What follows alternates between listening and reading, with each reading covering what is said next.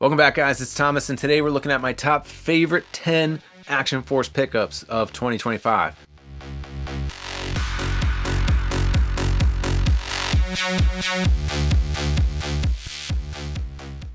Now, this is going to be kind of an easy list because I only picked up 10 items. So, in reality, we're going from my 10 least favorite to my 10 most favorite because there's definitely things in here I had some issues with. Most of the things, no problems. Everything is just the way I want it. But either way, we're going to rank these and go through some of the items that I thought were knockout out of the park, and then some items that kind of fell short. So let's get into our top 10 favorite Action Force. At the number 10 spot of my favorite Action Force. Now again, we're going from least favorite to top favorite. And if you do collect Action Force, you might be thinking I'm crazy because I know this is a lot of people's favorite, but unfortunately this one misses the mark again for me. So I bought the Elite Praetorian, the green one, last year. I have the black and red one. Unfortunately, with the translucent green Praetorian, it suffered from loose joints, and unfortunately the arms are super loose. So quality control, honestly, was very frustrating. The red and black one, perfectly fine, nothing wrong with it. Unfortunately, for the Fury, I experienced the same thing. I want to have this on my top lists, but unfortunately it's going to be all the way at the bottom because of that QC issue. So I don't even have the flame effects here. When you have the flame effects on, he looks badass. Unfortunately, the arms are just kind of super loose. So without the weight of those flame effects on, he's fine. Aesthetically, this figure rocks. It's pretty awesome.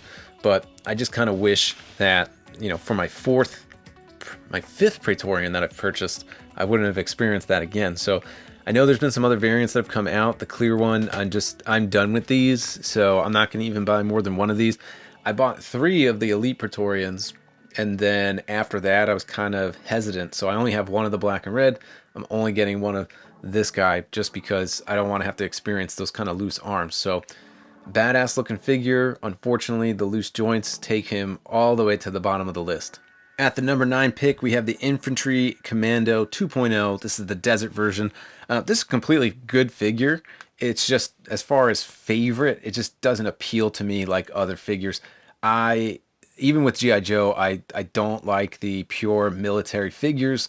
Why'd I get this one? My brother went to a show and this was the exclusive, so he picked it up for me. So I do like to kind of chase the exclusives, just more for the thrill of the hunt of it. So that's why I have it.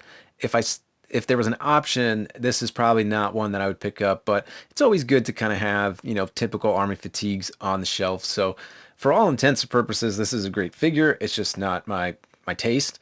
So, as far as appealing, this is not top of the list, but does come with some great accessories.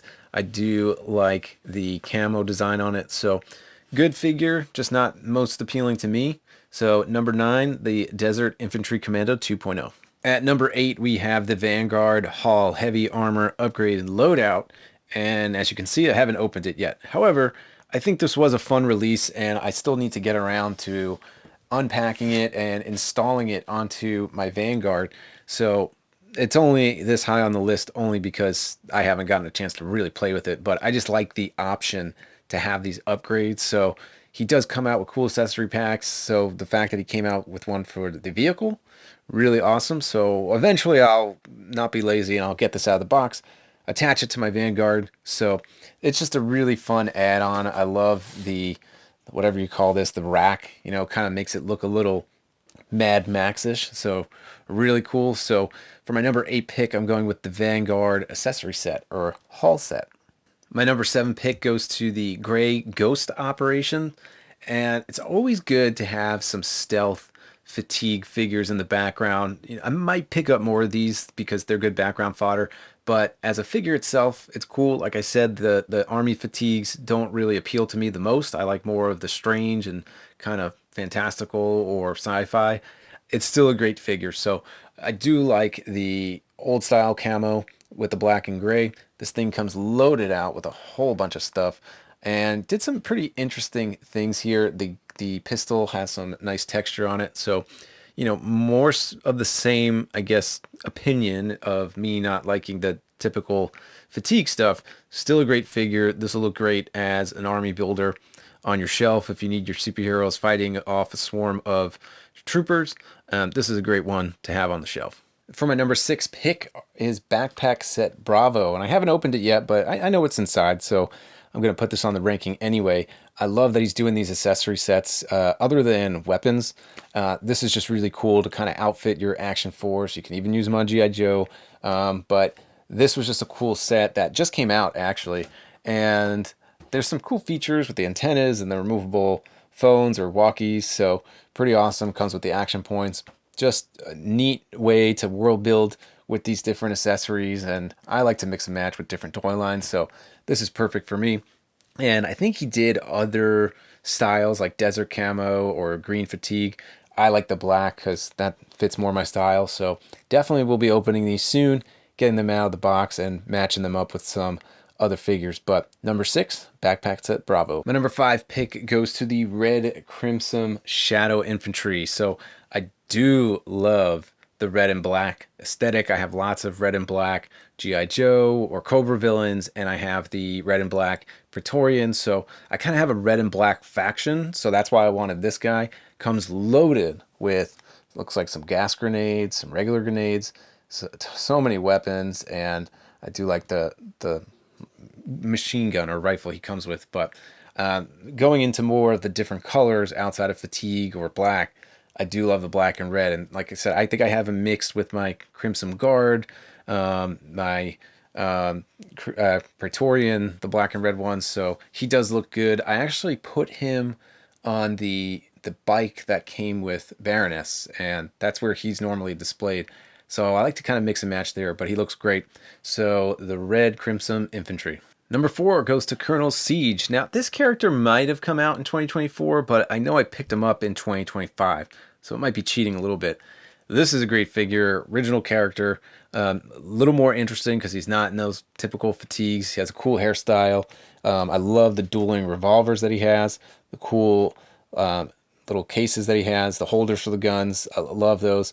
And he comes with a cigar, which you don't see in many collector lines. So just really cool, interesting figure. So I like having him pose like this with the dual revolvers. I think he looks awesome, but just a really cool figure.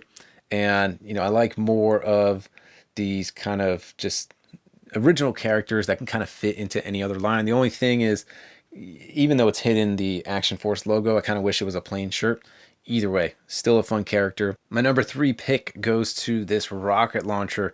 This is something that when I actually opened it, I was kind of amazed because of how cool it was. It came in a blister card, which I thought was cool.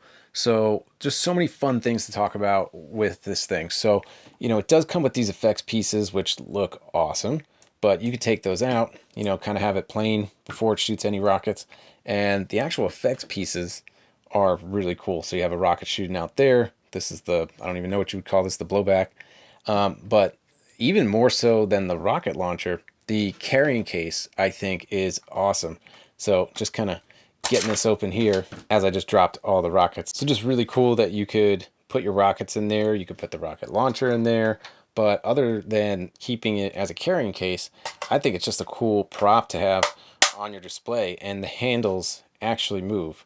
So that's really cool. It would almost be fun to, if he just sold these, I think that would be awesome. I know he has some O-ring figure coming out in gas canisters. It would be a lot cooler if they actually came out in these, because then you can kind of get as many of those figures as you want and stack these cases up versus having the grenades that they come in, which, you know, they're going to be kind of 1-to-1 scale. You can't really do much with them.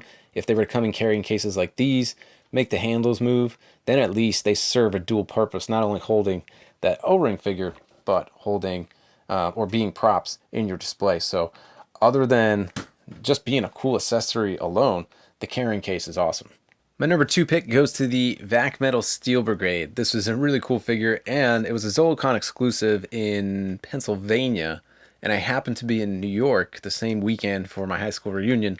So I was like, you know, I'm here, I'm in the Northeast tri-state area, let me drive to Zolocon. So it was really cool to actually just pick this up, and like I said, I like the thrill of the hunt of chasing exclusives, so to be able to go there, get these, I bought 3 of these, hoping one would be the gold Vac Metal. Unfortunately, I didn't get it, but they look great on the shelf. I have the Night Ops Steel Brigade and the winter ones, but the Vac metal is really awesome. So love that, and it's just a cool memory. I went to the show with my dad. I met Yojo Jerk there. I met Toy Gaines there. So pretty awesome. At Duarte, and that was really cool. So other than a cool memory, it is a badass figure. So love having this one on the shelf. Love having multiple of these on the shelf. So the Vac Metal Steel Brigade, my number 2.